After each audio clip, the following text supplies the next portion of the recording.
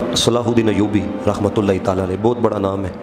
انہوں نے کہا کہ اگر آپ نے کسی قوم کو برباد کرنا ہے نا، آپ اس قوم کے نوجوانوں کے اندر بے حیائی پھیلا دیں، جس قوم کو آپ نے برباد کرنا ہے، کیونکہ جب حیا ختم ہو جائے گی گناہ نہیں لگے گا، جب حیا ختم ہو جائے گی غیرت نہیں رہے گی، جب حیا ختم ہو جائے گی جائز اور ناجائز کے اندر بندہ فرق نہیں کر سکے گا۔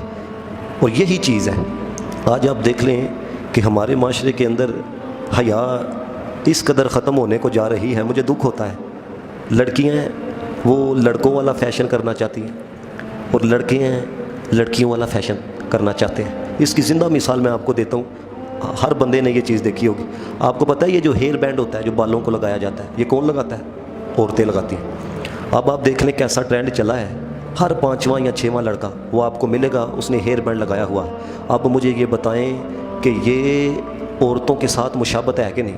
سارے بولو ذرا، ہے مشابہت؟ اب سنو نبی پاک علیہ الصلوۃ والسلام کا فرمان۔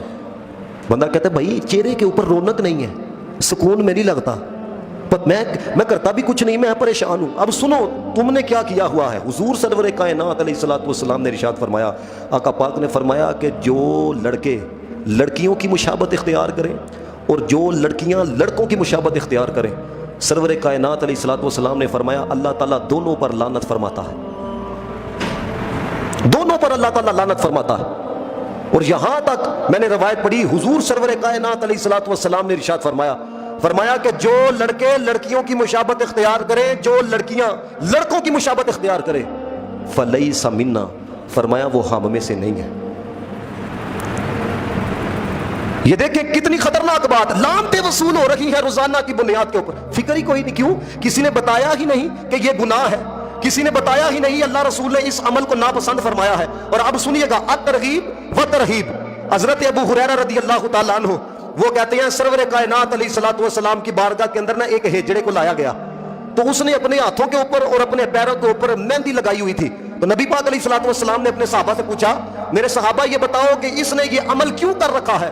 عرض کی گئی یا رسول اللہ علیہ الصلوۃ والسلام اس نے عورتوں کی مشابہت اختیار کی ہے۔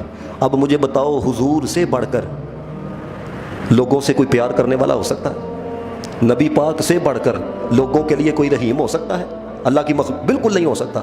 اب نبی پاک نے اس کے اس عمل کو اتنا ناپسند فرمایا، حضرت ابو ہریرہ رضی اللہ تعالیٰ عنہ کہتے ہیں نبی پاک نے اس شخص کو شہر بدر کروا دیا، اس کو شہر سے نکالو۔ نبی پاک علیہ الصلوۃ والسلام نے ناپسند فرمایا تو یہ حکم لگایا نا، فرمایا شہر بدر کر دیا جائے۔ اور صحابہ نے عرض کی یا رسول اللہ علیہ الصلوۃ والسلام اگر آپ حکم دیں تو ہم اسے قتل کر دیتے ہیں۔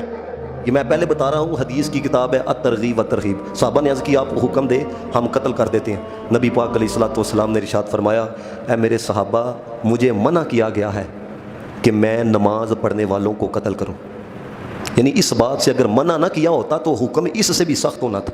تو مجھے خود آپ بتائیں ہیں لعنت بندہ روزانوں کی بنیاد پر وصول کرے، بندے کی طبیعت کے اندر راحت نصیب ہو سکتی ہے، سکون نصیب ہو سکتا ہے؟